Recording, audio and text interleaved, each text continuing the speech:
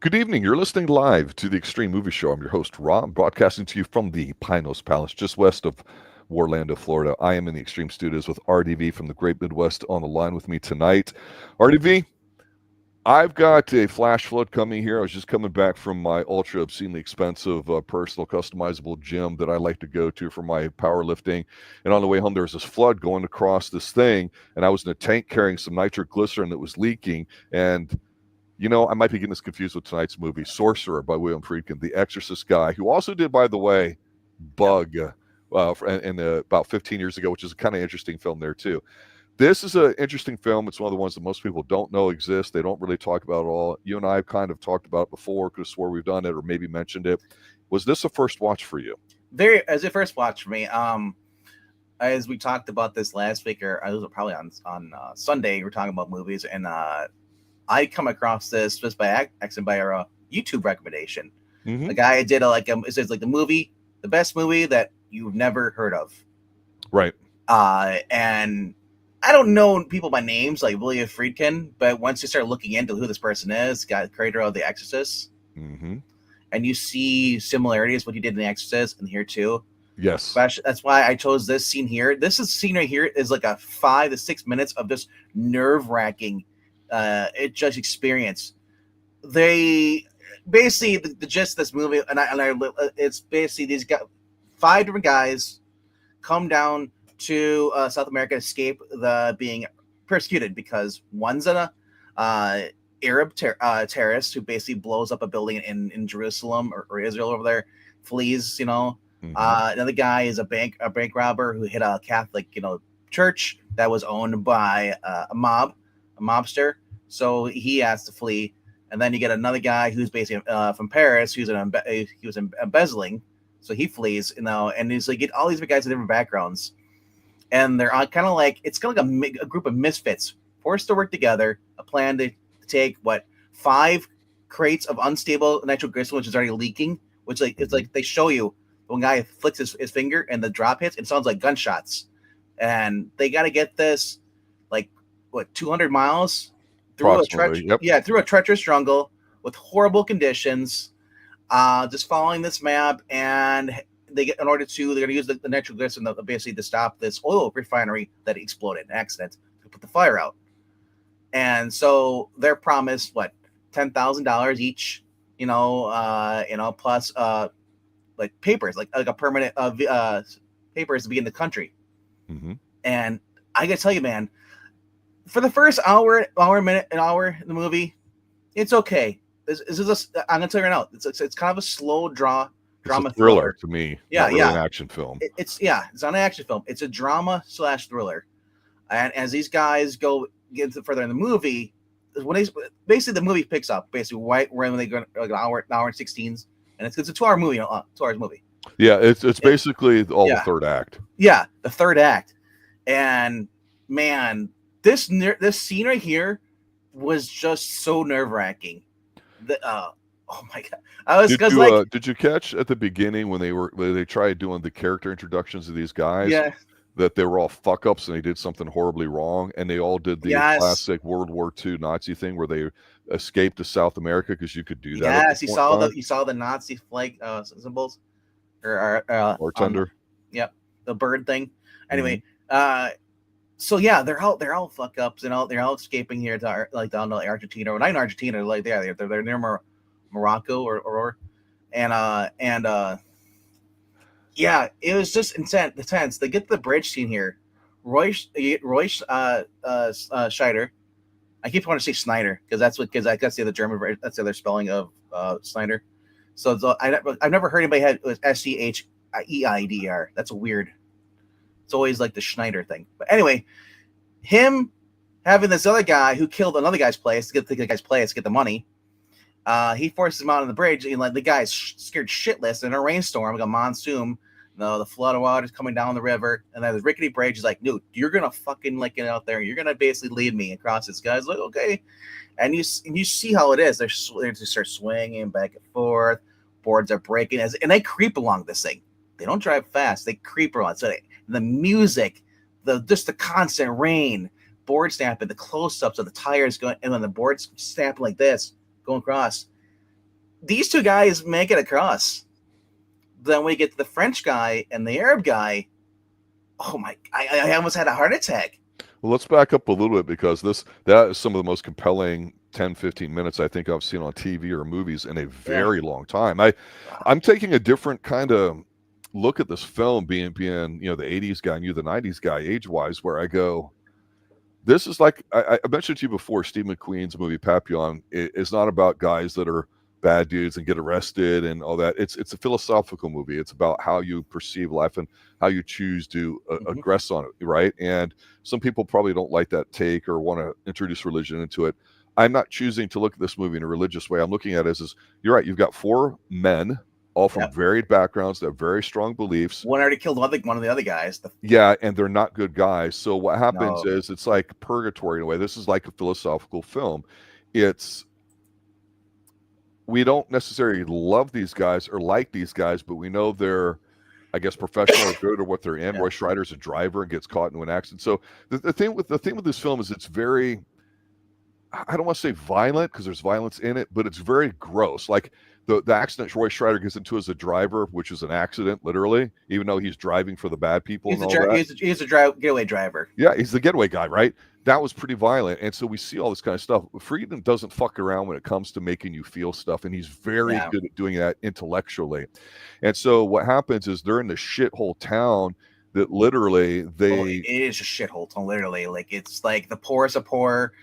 It's third world. Mucky. And they're surviving. Basically, by going to this oil company that's trying to put in a small place, and so they get shit wages. And we get to hear early on what it's like if they were to leave. It would cost this much for a passport and papers, which of course, then they've got the evil bad dude regime's policemen, henchmen there, like that are the two henchmen stuff.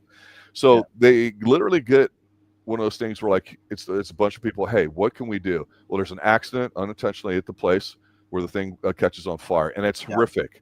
And this whole scene alone is horrific because they have it. And so what do the people do at the oil field there? They take everybody up and they bring the bodies back home to the small little town. And this was like disgustingly violent. I go, you know what? I totally believe how that could happen. Dude, when you see the explosion, there's a brief second you see a hand burnt to crisp.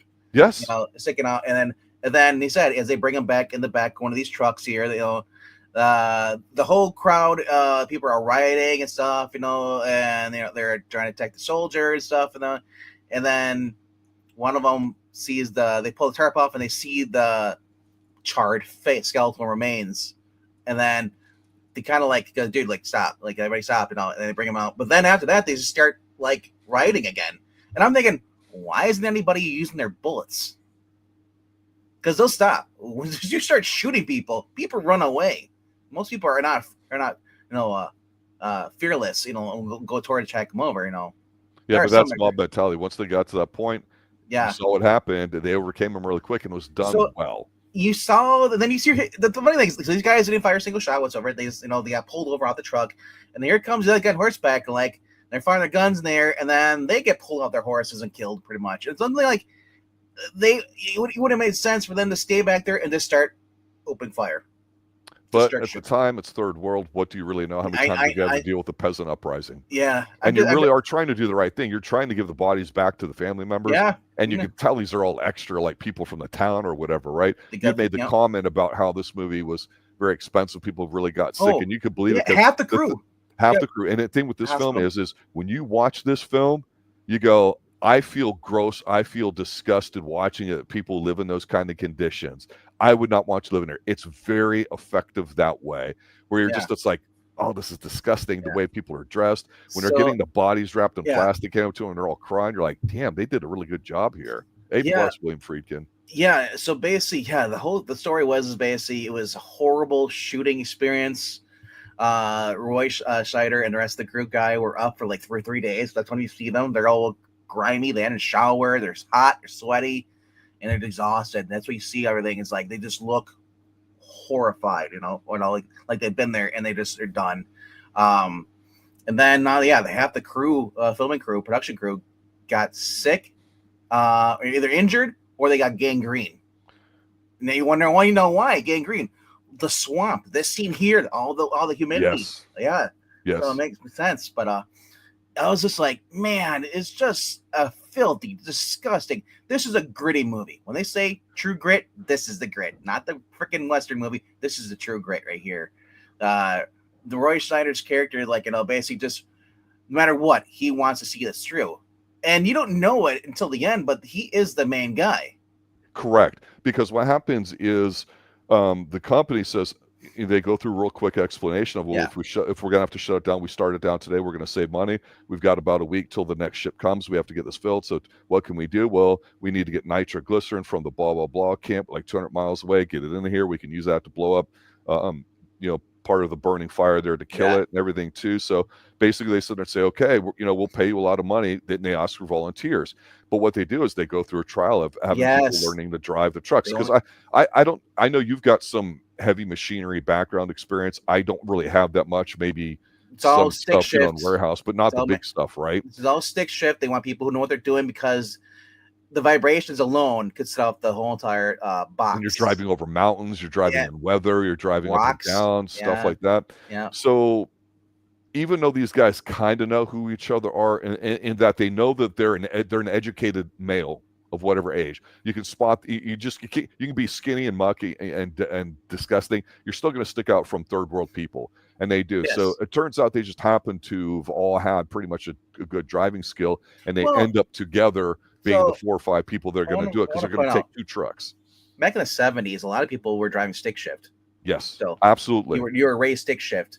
Yes. So driving a truck like this, you kind of like, it wasn't that much different than driving a tractor or driving driving a station wagon. It's just you just said you had your basic manual shift and everything, Mm-hmm. So I mean, now if this been made today, nobody would know how to drive it. Yeah.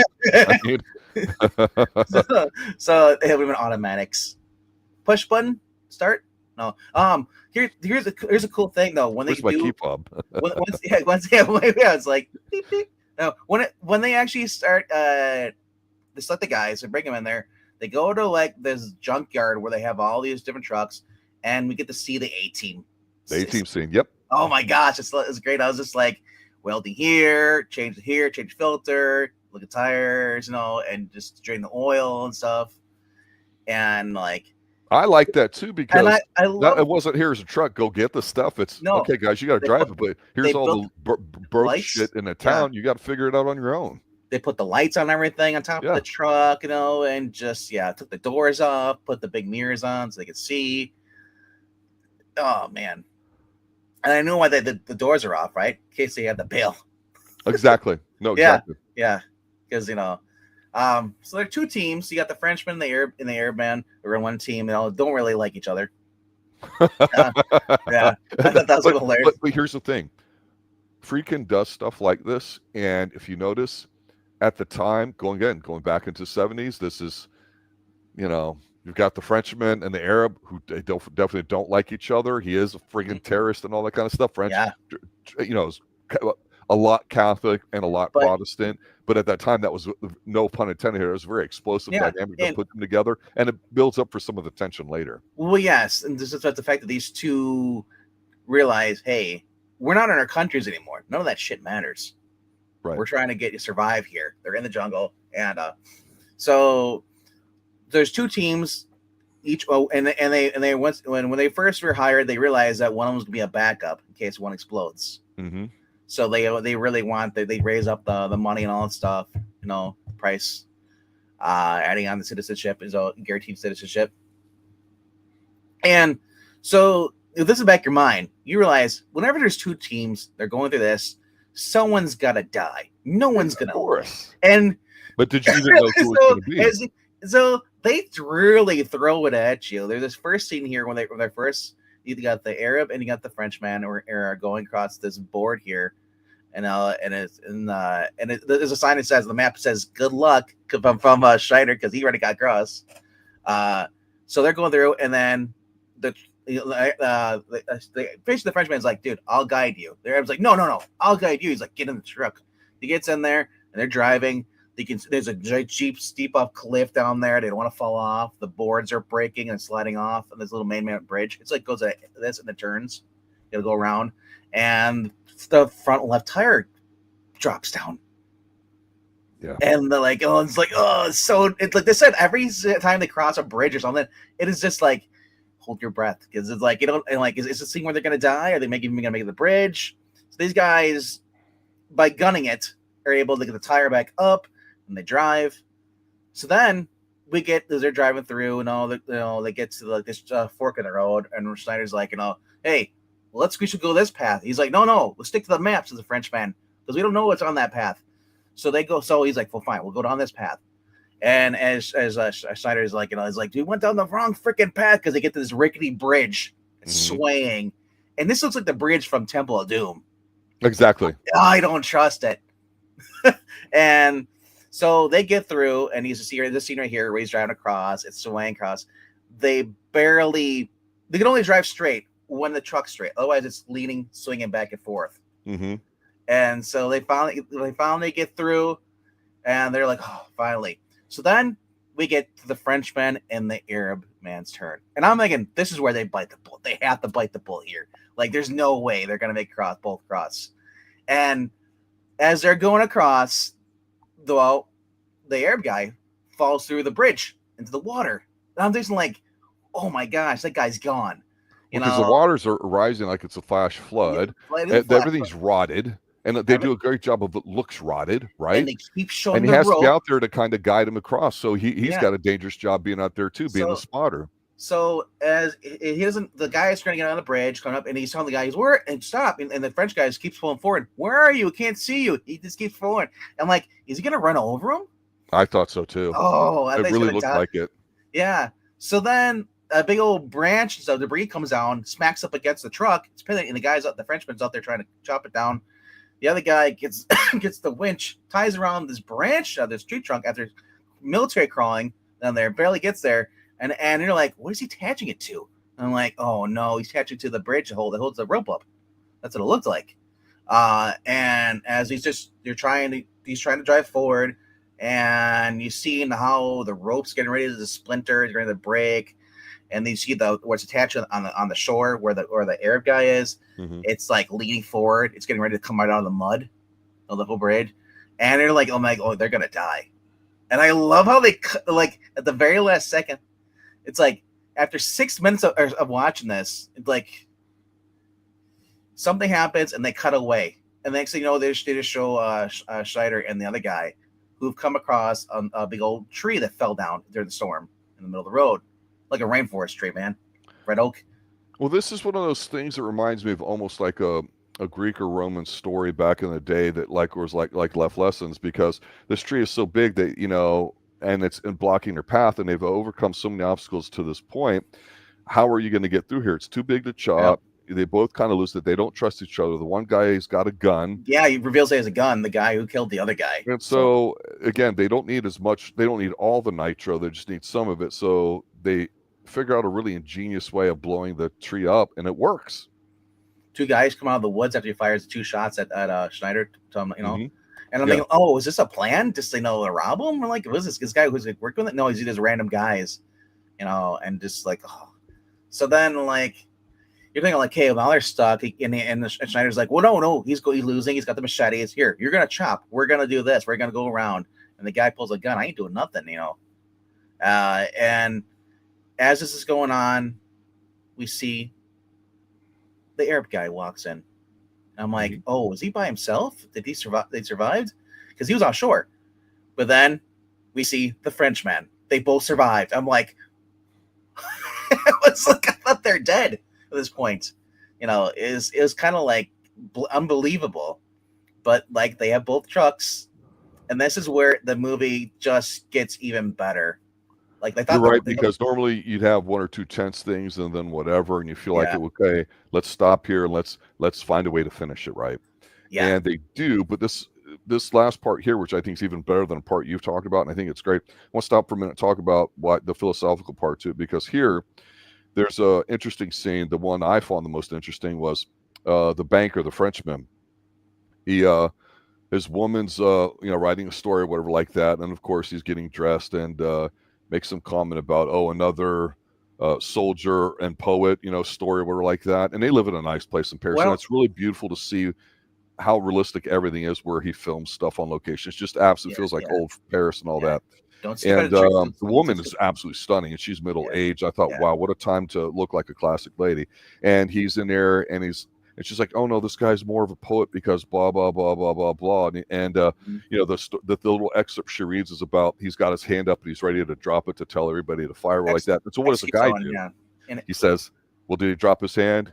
And she goes, yeah. And he's like, well, then he's just a soldier. And then she makes the comment, you're never just one of anything.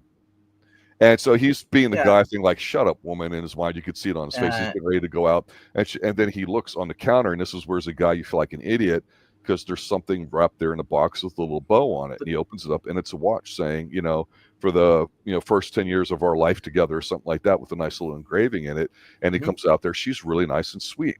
So you think this is a nice, normal couple, especially when we saw a terrorist a few minutes earlier.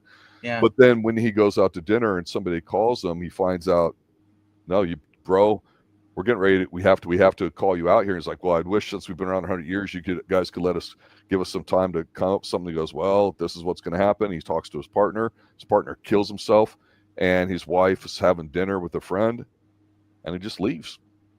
Well, I'm not saying he's being a coward, but it's one of those things where it's like, the guy, up, bro. So she basically was writing a novel, the sequel to the thing, and the guy was going to basically, the main guy, he was going to was questioning. He's like, okay, if I drop my hand here, from the sky, when is it my turn? If somebody else is going to do, if I shoot me, get your hand dropped there. Basically, it's like, if I do this, the cause is going to come back to me. When's it going to come back to me? When am I going to die and stuff? Yes. And then, he kind of teases her a little bit stuff. And then he finds, the anniversary presents, the watch, which will come into play later on. Yes, absolutely. And 2 scenes from, but he was embezzling money along with this guy's son.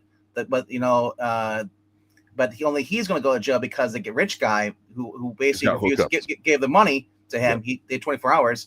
His dad won't give him the money. So he's like, well, I'm going to run. He's like, go talk to your dad.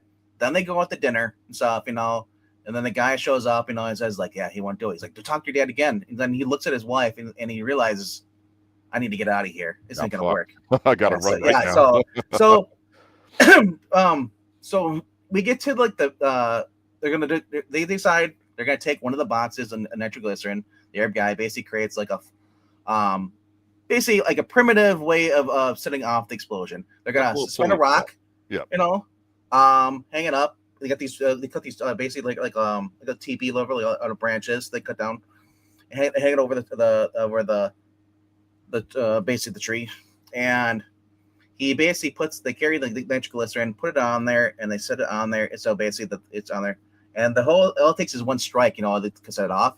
That's vulnerable, and so he takes the German guy, says, "Hey, give me your freaking pocket," and they cut his pocket off. He's like, "Thanks." Because he didn't trust the guy. He already hates the guy because he killed his friend. They fill that thing with sand, and what he does is he basically, after that guy's back the truck stuff, they run away. This guy shows a bum leg, the Arab. He puts a hole in the filled sack with sand. As it drains out, it's going to let the rock drop and then fall on the nitroglycerin and cause explosion. So, and that's what it does. They're able to get through. So then this gets to the scene again where we talked about the guy Frenchman and his watch. Yes. They're in the truck. They're driving. If the sun is out now, guys, because they've gone through the deepest, darkest part of the jungle. They've somehow managed to survive. They've somehow managed to all work together and figure out how to do something, even though they don't trust each other. They literally or figuratively are going up the top of the mountain just to be to the positive stuff on the other side with the sun out. And these two teams, it looks like they've turned the corner, literally, figuratively, and spiritually. The Arab and the Frenchman are in there. The Arab man starts talking about the Frenchman. It's like, the watch and stuff. And the Frenchman tells about how my wife got it. It's the last time I saw her was when she gave me this watch that day. And the guy looks at it. And as the Arab man's looking at it and stuff, their tire pops and they flip off the side of the cliff and explode. Yep. And of course, it's miles away, but enough where the other two guys can see it. Roy looks up and they can see it. So as they go over there, drive over there, and they look down, they see, I think it's the Arab guy who was just laying there dead, their steering wheel and stuff. They get attacked by guerrillas, basically, goons. And basically, him at gunpoint. He takes Roy around the back of the truck. And he's like, he's like, what are you gonna do? He's like, oh, Vienna sausage, Hostess cupcakes. And It's not a right good thing to say, because like the guy says, yeah, well, we need food. Yeah, we need supplies. You understand. The guy looks in the back of the truck, and then he sees it that it's actually like nitroglycerin unstable. And he's, oh fuck. They're like, because and then they take the chance, with the guy, the German guy who's in the truck with a pistol, shooting the guys, and he ends up getting wounded. And then Roy Schneider basically was able to turn the fucking pickaxe, bro. Just whacks the dude. Yeah. Jaws ain't got no chance against you. And as the guy is in the truck, pretty much, kind of bleeding, he got shot in the he helps him back up into the truck, puts him in there, lays him on the floor, and he looks at the bodies, and he just drives over the bodies. And then this is where it gets like the craziness. PTSD, man. Acid trip comes in. I loved it. I thought you were going to hate this next sequence. Oh, I was trying to figure out what was going on. Was it nighttime, or was just, I know he was having flashbacks, but Roy, he's like, everything, anxiety. He's having anxiety attack. He doesn't know where to go and all stuff. And then it's nighttime. He can't see. And then the other guy is kind of like dying in there. And then he's just like, just starts freaking out. But eventually the truck fails. Yeah. As he parks, he goes to dump the body out there and leave the dead guy, and he's going to do the truck, and it won't start. You see him at nighttime walking up to where the basically the oil refinery thing is still on fire and stuff in the jungle, and he's carrying the block. Yep. Pitch black. And he goes, and then these two guys come up quickly, grab it, and he keels over. And I'm like, oh, is he dead? Like, that'd be interesting in a way. It's like, all right, he's just dead. When in the movie here, he just killed over. Right. But we see later on that he's basically taken in his helicopter, which we've seen before, that the guy who owns the oil refinery thing at the dig site has him. They fly him back to the crappy little village where he was, and they get him a truck and they're in the Jeep, and then we see the two goons, the two soldiers, following him, because remember, they want his money.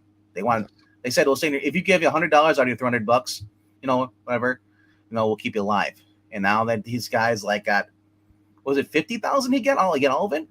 I don't remember specifics. It was just, for 70s money was a lot. They take him to the bar and they write him out a check. He's like, what the fuck am I going to do with a check? I'm going to have a fake ID here, bro. I can't go to the bank and deposit. He's like, well, you can get on the plane. We'll take you somewhere. And then they'll give the cash there and stuff. Okay. So, he's kind of like this, kind of like, they get up, and he sees the girl who had a thing for the Frenchman, kind of an older local lady. Starts dancing with her. This taxi pulls up, and this is the most unbelievable thing ever. Why? Give it to me. Tell us what happens and why. Because the guy whose church he ripped off in America came around with his goon squad, and they zoom out, out of the city, above the vibe of the city, and then they see him.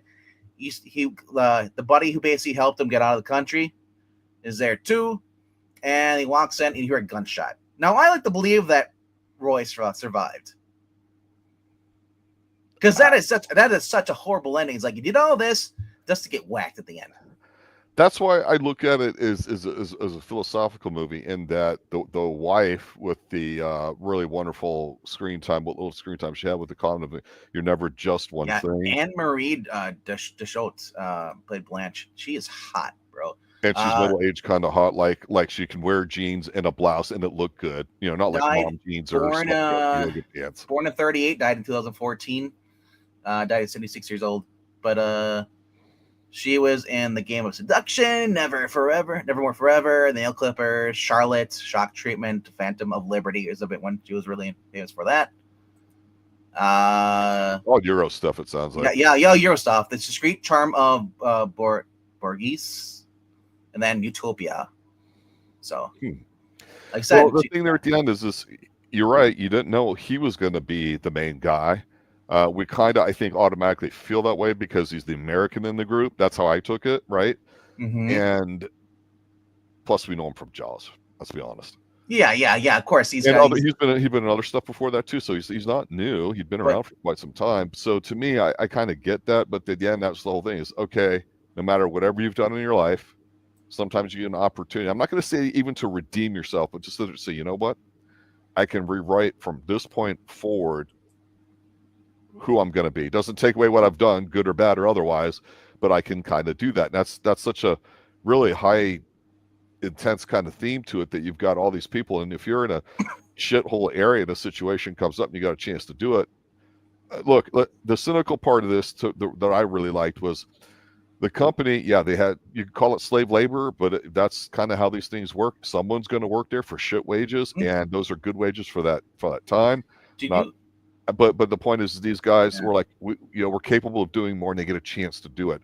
So it's going to be cheaper for the company to do it anyway, even if they all died anyway. So why not take a chance doing it? Because at the end of the day, they're looking at the spreadsheet and going, well, if they can't get it done here in this 1 week period or whatever, the other thing's going to come in, we're going to shut down. So might as well offer them that and show them how to do it.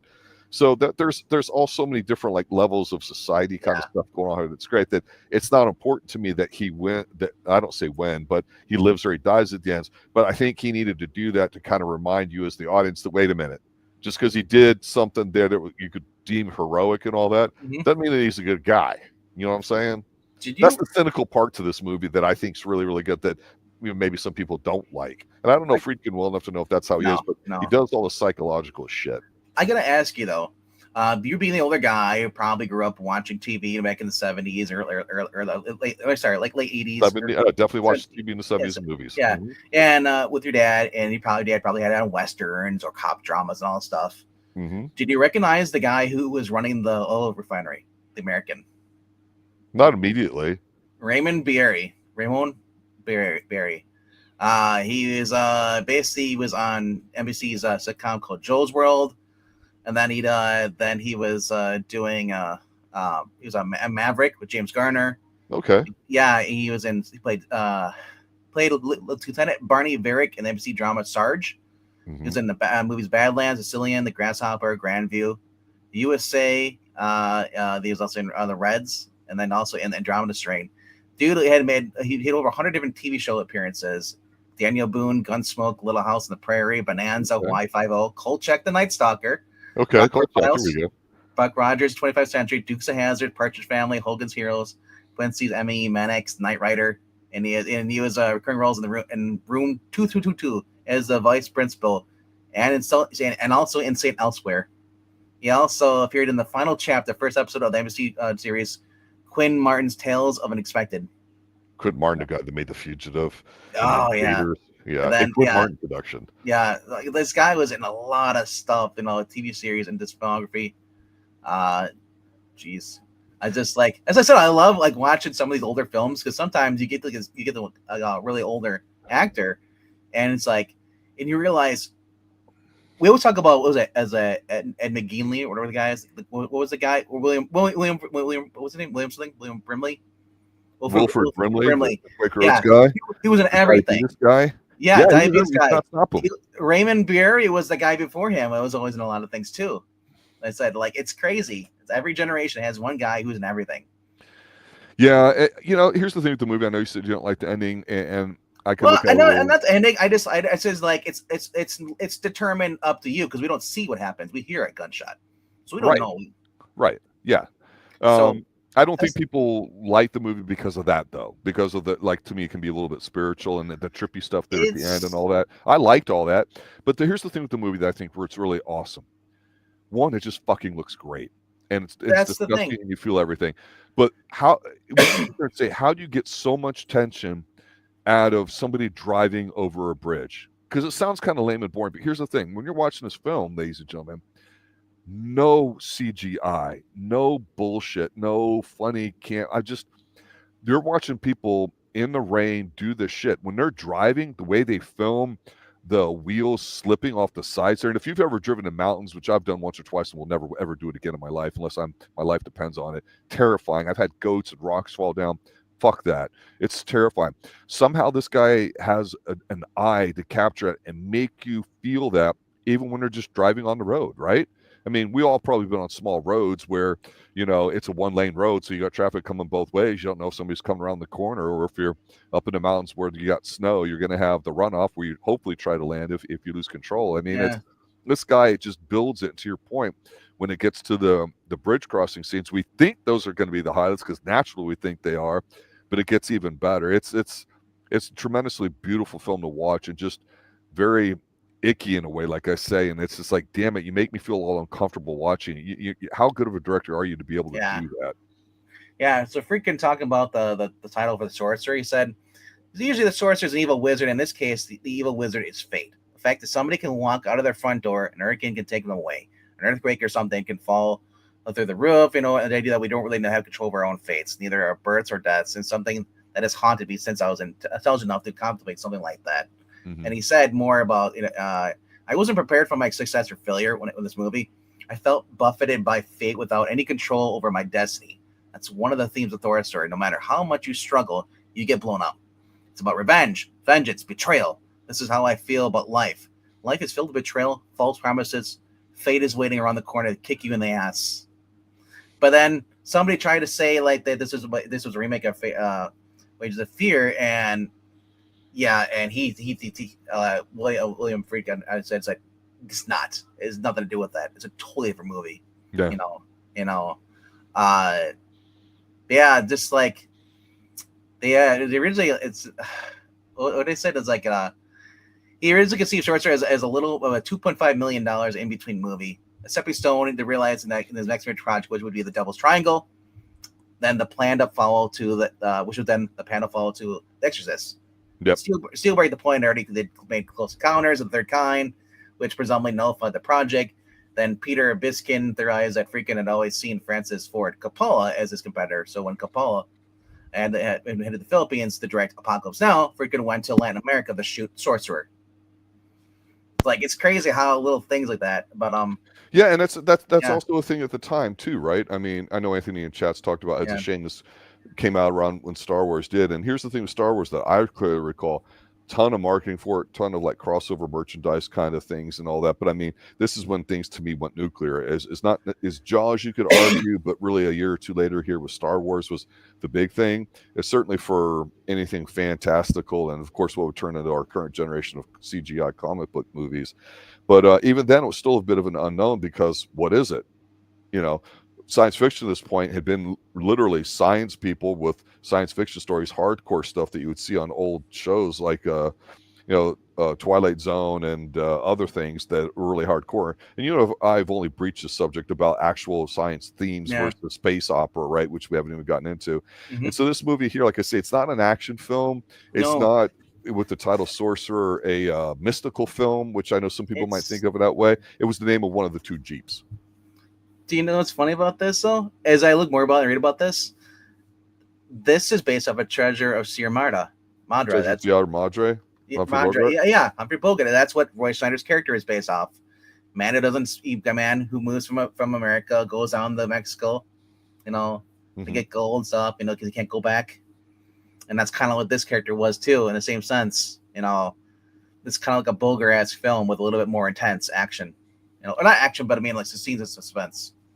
Yeah, I've raved about a movie that came out a couple of years ago called Fall, where it's about these two girls that are climbers go up on an old radio tower, and there's a reason why they do it, and then things happen in their personal life. She want to plug in her cell phone, right?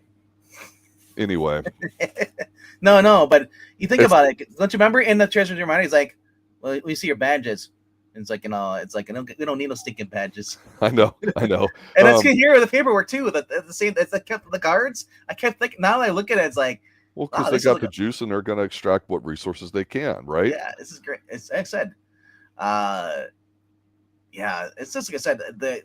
Everything about this movie is just so gritty, and like it just. You're like, that's real swamp water. That's a real tree. That's a real whatever. It's a real bridge they're driving with a truck. Yeah. When he's chopping with a machete, that's a real machete, and he slipped and fall. I thought, if you've ever handled a machete out in the woods and stuff like that, you got to be careful with your swinging and stuff like that because it'll break its off with something to take a chunk out of you. It's cutting and chopping wood's not as easy as it always looks to people. I mean, I don't know. I like the film a lot. It's, it's an interesting film for a lot of reasons. The thing I'm most interested in, RDV, and I don't know that you and I are going to be able to really understand why, and it's okay, but it's how did all of a sudden this become a film that everybody wanted to talk about being lost? Because, you can read everything and see that the one or two studios involved didn't want to support it. They pulled it, blah, blah, blah. But how did this become such a positive thing? I really don't know. I just know that it is very good, and that's one of the reasons why we like to do this, where we go back and we look at even B or C level films and stuff like that, because at the time, they may not have been something. Now there's something. or there was something that we look at and go, now why, who would even do that? People don't make films like this anymore. I would much rather watch something like Fall, even though there's a lot of CGI in it, or somebody that knows how to capture action like Friedkin does here. Just the tension of it. This is an adult movie. As a kid, this probably wouldn't mean anything to you. At the time, the critics hated this movie and everything. Called it just basically, it's a crappy. Basically, it's a remake of The Wages of Fear, which was a 1950s movie, and which was very highly successful, popular. So it's kind of like the critics were insulted that they even did this and said like, "Oh, how dare you do anything else?" I hate them. People are like, it's a so today too. Oh, they're doing a reboot. It's gonna suck. It's like sometimes reboots are better. We've learned about that with Fright Night. Well, you could say the reboot's better for Fright Night. It's truth. Anyway, that's no. So, Thunder. Yeah. But overall, this movie was so freaking gritty. I loved it. Critics at the time had said the director, all he cares about is his muck.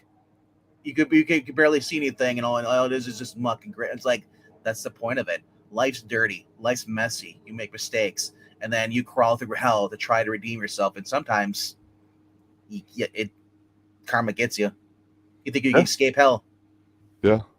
And if anybody noticed the parallel, he was the driver that was in an unfortunate accident at the beginning that wasn't his fault, even though he's working with bad guys. And that's why he has a flashback, flipping over and stuff, and then just whereas everybody else's crime, if you want to call it that, was a bit darker karma wise. You know what I'm saying? He didn't kill the priest. Another guy shot it. And he even said to the guy, "It's like, dude, tell your boss. He knows I don't freaking carry a gun piece ever. I don't carry that. I don't do that stuff." Yep. But still, because they killed the guy's brother who was the priest, whatever, shot him in the leg. He wanted him dead, and apparently that was that Don or whatever guy was was one of them dead. Is based off of was a real gangster at the time, an Irish gangster, mobster. Oh yeah, no fucking around with the old crew. I mean, yeah. I'll say this. This is the one negative I have. Comment on, if you will, and then finish us out or whatever, because I pretty much given my thought on it. It's a great film. The only problem I had with this film was that, and I have no problem with the time of it or the first act or so, getting used to the characters and all that we're going to be seeing. I actually kind of like the variety of it, going to different places in the world. I really like that. It's just that I didn't really like any of the characters individually, so I almost kind of didn't care for them until later on. It seemed like, okay, Roy Scheider is going to be the one that my emotions will get invested in. That's the only problem I would have with it, is that I understand a terrorist is the same as a driver and all that in a sense with the situation that they're in. But emotionally, maybe I would like to have seen Roy seen first or something. I don't know. So casting about this, I've already talked about these before too, but casting is just funny. And so they wanted to get Steve McQueen, another movie to get Steve McQueen, remember? Driver, same thing. But he did not want to leave the country or his wife Ally McGraw at the time, so he turned it down. So then they went to go for Robert Mitchum, declined, and said, "Why would I go to Ecuador for 2 or 3 months to follow a truck? I can do that outside my house." So they offered it to Clint Eastwood. That's Mitchum for you. Yeah, so they offered it to Clint Eastwood and Jack Nicholson. Neither of them was willing to travel to the Dominican Republic. Another candidate for Scallon's role was Warren Oates. But the movie's budget escalated beyond $10 million, and the studio decided that his name wasn't big enough to carry the picture. Eventually worked together with Friedkin's follow-up to Sorcerer, titled Brink's Job, But then they gave Marcello Mastroianni, who was offered the role of Nilo, which he initially accepted, but due to problems related to his daughter's custody after his separation with Catherine Devon at the time, declined the director's offer. Then they went for Francisco Rabal, who basically wanted for the role of the Frog One in The French Connection, because he loved his performance, in Bella de Jour. But the cast director mistakenly got Fernando Rey instead for that movie. So it just just everything. The whole casting is like, a lot of people did not want to do this. Like I said, did not want to go down to Ecuador, and it just shows you that gives you a lot of respect for Roy Scheider. Roy Scheider did Jaws, did this movie. These are 2 movies that I've seen of him that I'd say are his best roles. And he did really well in this, and I liked him in Jaws. Yeah. So I remember I went on a rant about Roy Scheider years ago to buddy of mine on Twitter or something like that, and I just called it Roy Scheider is a dick because when you look at him, he's kind of unassuming, he's kind of scrawny. But the thing about him is the way he acts with his face and all that too, especially when they're driving Very their truck and serious. stuff like that. Yeah. The guy's got it. I think he's great in Jaws. I think he really got a chance to shine in here well. And he was in some other stuff in the early 70s, late 60s as well. But I think Friedkin had did French Connection. I don't know if he did the second one. And he, of course, he did Exorcist. He did this. He did Bug. He did a couple other films. So he's one of those guys like Walter Hill that when you get to know what his films are like, it's interesting because you'll see how we'll do certain things. Bug with Ashley Judd may or may not be about bugs. I'll just simply say that and just not really answer it. Psychological horror film.